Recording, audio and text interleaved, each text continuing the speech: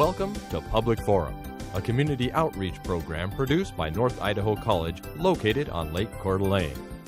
Featuring guests from around the globe addressing a wide variety of subjects, Public Forum serves to educate and enlighten. Please join host and moderator, political scientist Tony Stewart, in welcoming today's guests. We're most pleased to welcome you to our fourth week of our special series that's titled Americans' 225-Year Search for Personal Freedoms. On our fourth program, we're going to talk about the conversations with the President of the Constitutional Convention in 1787 and later the first President of the United States, the Honorable George Washington, in this Chautauqua format that we're using. George Washington was described as an American soldier, a planner, a statesman, a member of Virginia's House of Burgesses, and he also was Commander-in-Chief of the Continental Army during the American Revolution. He was a delegate to both the First and Second Continental Congresses, and as I indicated, he was President of the Constitutional Convention that wrote our Constitution that is still in effect. And he was the first President of the United States from April 1789 to March 1797. He is known as the father of our country and was a Federalist. Mr. President, welcome to the program. Thank you very much. On our program over the last couple of weeks, we've been discussing the first steps towards freedom in this country with the Declaration of Independence, and we had President Jefferson and we had Thomas Paine, and today we are very pleased to have you here to discuss your role in this process. I would start by asking you, Mr. President, how did you become the President of the Convention, and why were you chosen? I know there was some certainly discussion about different factions within the convention and what they would do with the proposed Constitution. In part, it was because I didn't really belong to any faction. I had as a political principle, a principle of government during my time, that although there were questions to be resolved and differences of opinion to be sorted out and understood and resolved or compromised, that no one group had a monopoly on the truth, not the Federalists, not the Republicans. I was closely associated with both groups. Thomas Jefferson was a friend, George Mason was a friend, Tom Paine was a friend. I admired and respected all of the people who had been so highly involved in the period of the Declaration and the War for Independence. And so I was chosen because I did not represent any one point of view, and people, as I understand, were satisfied that I would try to seek the truth. In other words, unlike some of the Federalists and the Anti-Federalists that had great disagreements and certainly did not get along, you, even though you were a Federalist, you had really good relationships with both of these factions that would evolve later into two political parties. And that certainly could explain why you became president of the convention. Also, you were a hero in relation to the American Revolutionary War as a general and the commander of the forces. Did that also assist you in having all the groups to turn to you for this leadership role?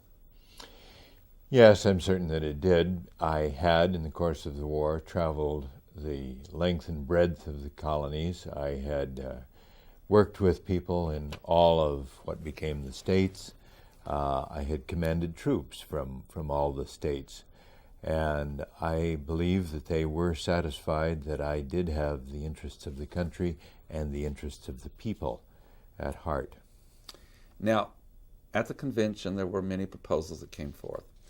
Certainly there was a great debate on how strong the national government would be and what would be the states' rights. And certainly after the Articles of Confederation, that was why you convened, because we were really in trouble from the perspective that the national government was too weak.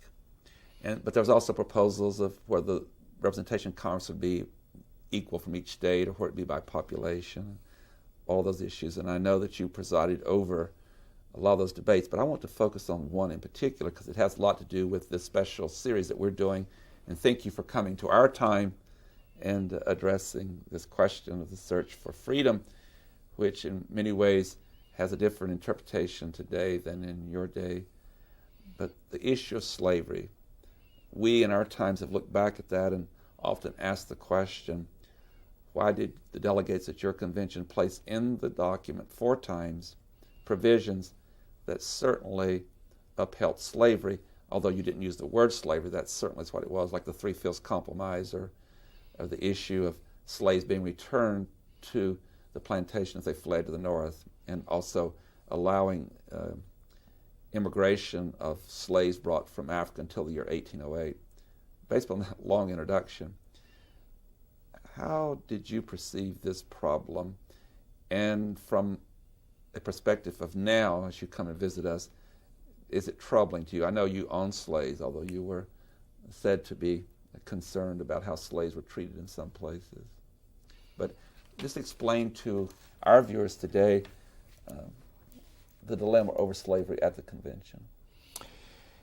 The dilemma was very profound. First of all, slavery was not something that was in which the origins were the transportation of Africans to the New World. Slavery had existed long before that.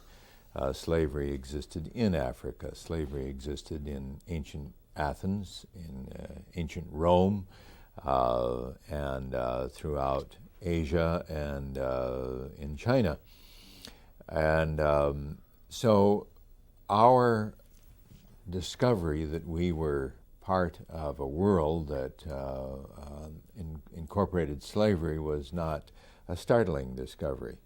What was interesting and startling was that at the time of the Constitutional Convention in the 18th century, we were already in the process of working our way out of that dilemma. But it was a dilemma that was sanctioned by law. It was a dilemma that was sanctioned by many centuries of custom.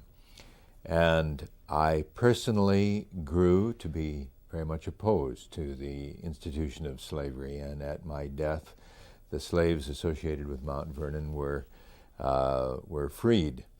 In some cases, the freedom was delayed until the death of my wife, Martha Custis, because they had come into our family from the Custis family. But I provided for education of those slaves and their freedom, and made sure that the young among them were well taken care of and launched onto a life of freedom. But the task of the Constitutional Convention was to create a country. It was to create a national government, one that could print money and borrow money and levy taxes and draw treaties and protect against pirates and protect shipping.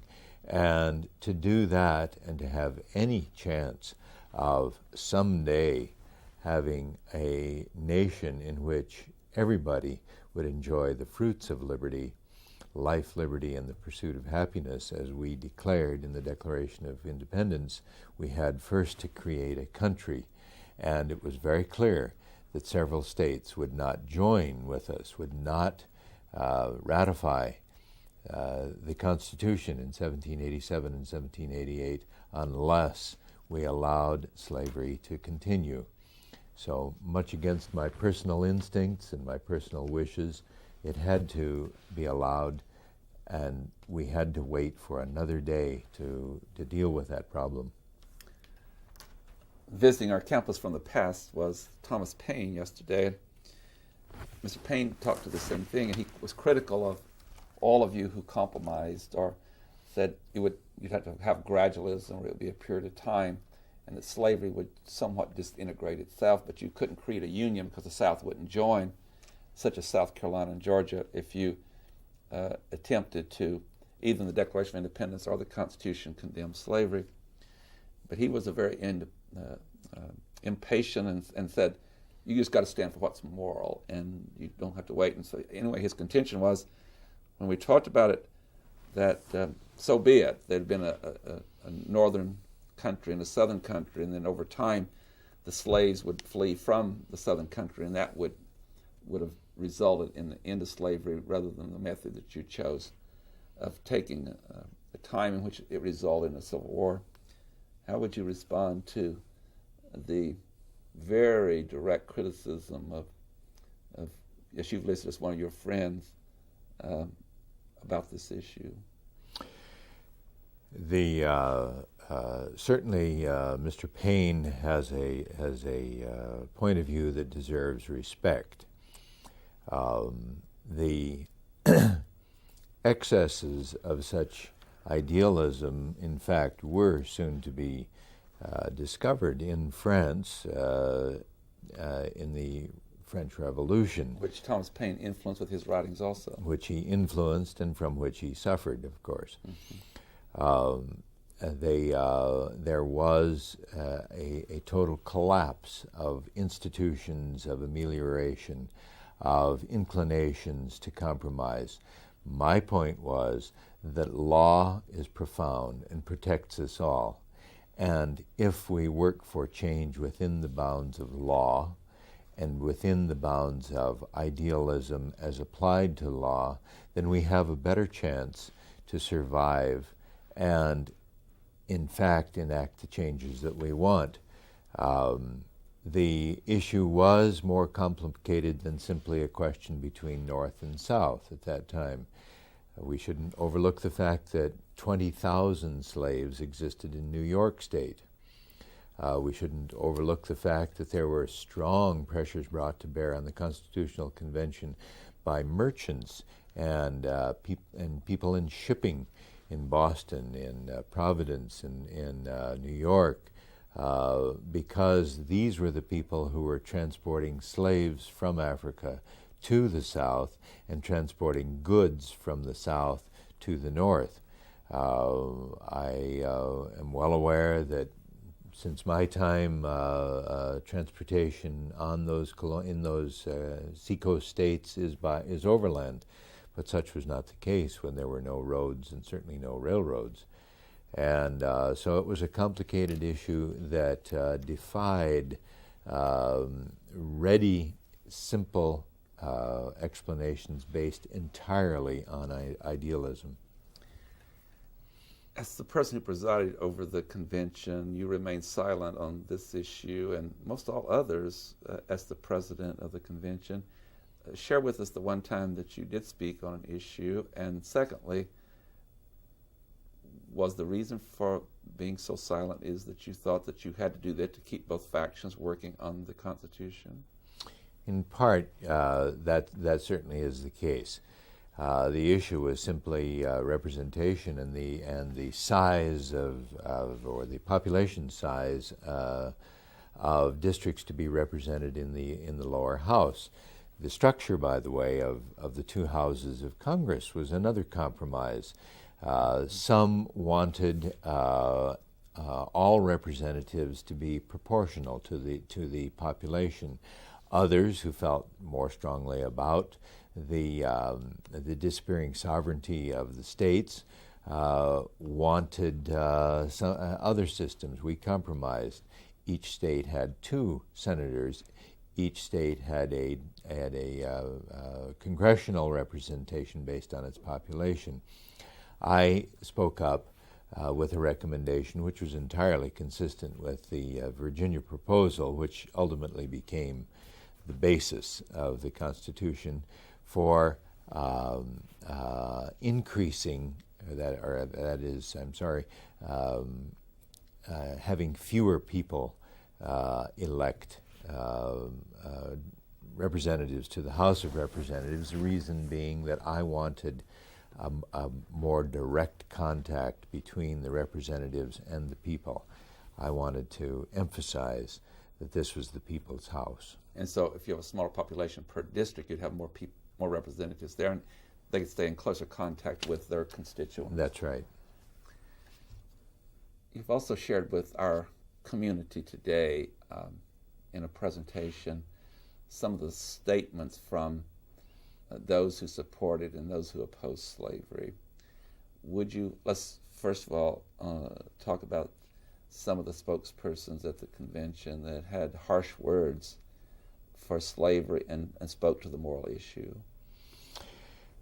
It was quite interesting that George Mason, who in fact was a strong advocate of what I understand from talking to you before came to be called states' rights, was in favor of the abolition of slavery, and he spoke to that forcefully. Probably the person who was... May I interrupt to say that Mr. Mason, I believe, was it because of his strong opposition to slavery, he did not sign the document, is that correct? Two reasons. There are two reasons he didn't sign. One is his opposition to slavery, and the other was that he was opposed to the strong central government character of the Constitution.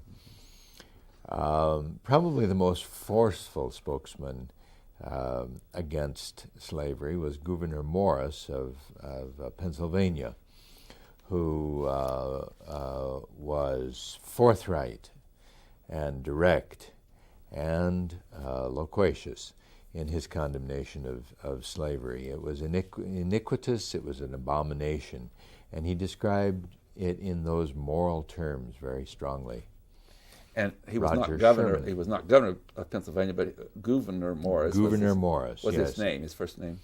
Which was not an uncommon name in my time, but as I understand it in conversation with you, it's not used now. No, I don't know one personally. There may be someone, but I know of no one by that name. Now, on the other side, those that would not have signed the document, would not have brought their states into the Union if slavery had been abolished in the Constitution. Share some of those with us. The spokesmen who were probably most prominent at the convention were the two Pinckneys who were related, Charles Pinckney and General Charles Cotesworth Pinckney, who one of whom made a moral presentation that slavery simply was to be understood as something that was part of history, that it was to be found in the Bible. It was to be found, as I mentioned earlier, in ancient Greece and ancient Rome. The papacy itself had embraced slavery and approved slavery, and that involuntary servitude, working off debts over a period of time for no pay, were to be understood as all part of the same system, and something that he described as being so much a part of the human condition should not be condemned, which is not to say that he advocated harsh treatment for slaves anymore, that he would treat workers harshly. Other people justified the continuation of the slave trade based on the dependency of Southern agriculture for it. So there was a mix of economic and moral defenses of slavery.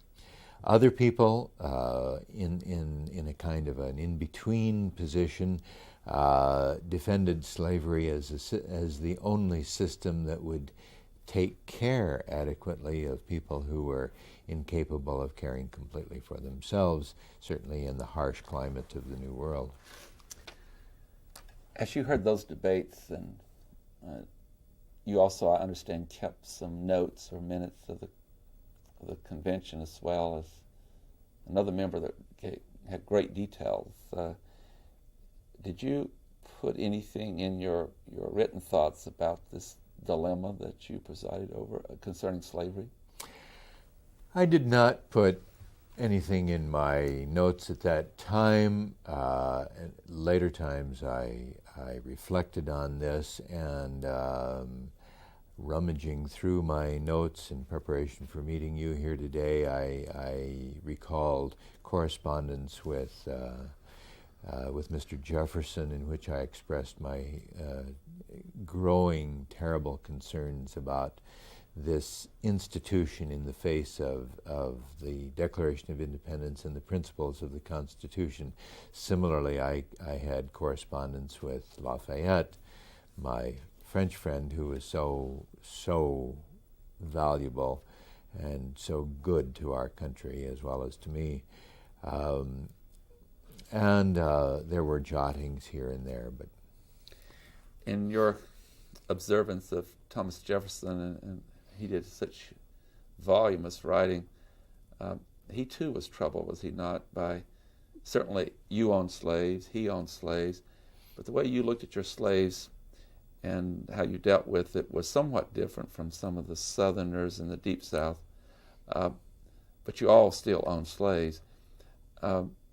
Did he not also, in his conscience, wrestle with this moral dilemma? my impression is that Mr. Jefferson very much consciously wrestled with this dilemma, particularly in his earlier years. He was a young man when he was primarily responsible for writing the Declaration of Independence, and at that time he wrestled forcibly with the issue. He, like the rest of us, though, that is, those of us who owned land and owned plantations in the South, particularly in Virginia, faced very grave economic problems in my later years, and certainly in his later years. He didn't die until 1826. And by the time of his old age, he seemed not to be wrestling with this moral dilemma.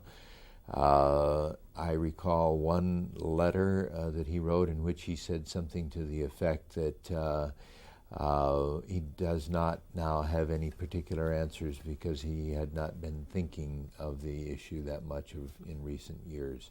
So I certainly cannot speak very completely about Mr. Jefferson. He died 27 years after I did, but those are my impressions.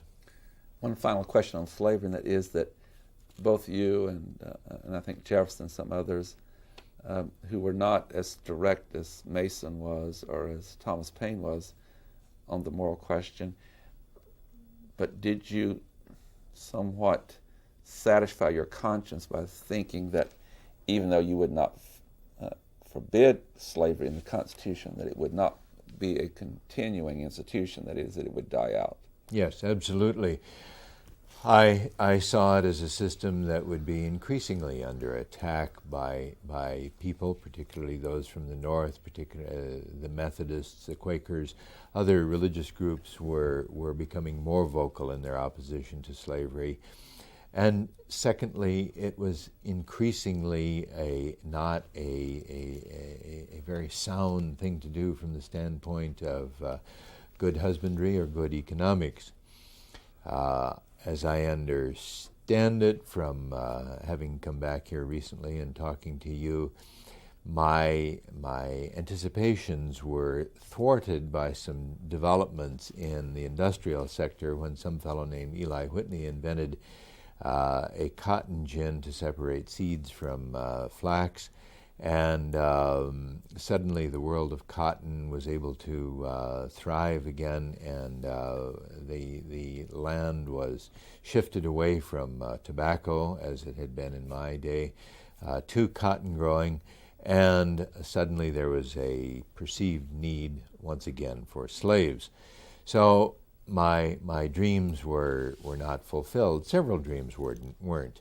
I saw education as the real answer to many of the problems that our country, as any country, would face in years ahead. I wanted to create a national university, for example, and was not able to do that. And I was very insistent that slaves be taught to read, and in fact, everybody taught to read and write. My dreams were thwarted in that regard too. I'm going to break character now with you. I want to introduce to the audience Keith Johnson. He has been role-playing as President George Washington, and our guest, Mr. Johnson, holds a BA degree in political science from the University of Michigan, an MA degree in international relations from the University of the Americas, and worked in the federal government for over 25 years and is on the board of the Interplayers in Spokane. Keith, we're fairly short of time, but will you take a minute to tell us what this has meant to you? You've done other characters for us here, and certainly for the interplayers in Spokane or society that exists there with performances. What does this mean to you to do these characters, particularly this one of the first president? Well, let me start with the second question first. Should I Sure. take this off? It's kind of hot.